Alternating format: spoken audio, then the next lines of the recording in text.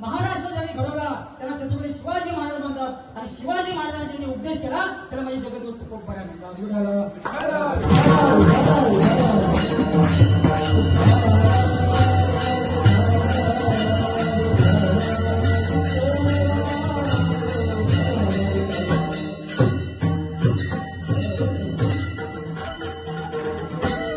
चार वाक्य आपल्या जीवनामध्ये खूप महत्वाचे, चार वाक्य पूर्णपणे ऐका।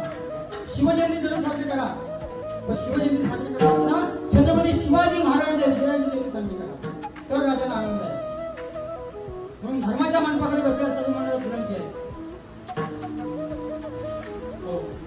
चार वाक्य खूप महत्वाचे, एक विठोबा, एक ज्ञानोबा, एक तुकोबा आणि शिवबा। विठोबाने आम्हाला काय दिलं?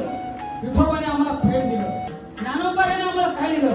ज्ञानोबाने ज्ञानेश्वरी दिली आणि तुमच्यासारख्या माझ्यासारख्या सामान्य माणसाला एक खाऊ म्हणून हरिपाठ दिला।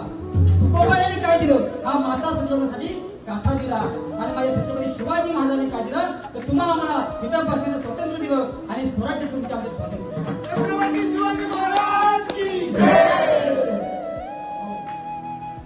अजून भरपूर पुढे काय काय बोलायचं बघा, पण वेळ झालेली आहे।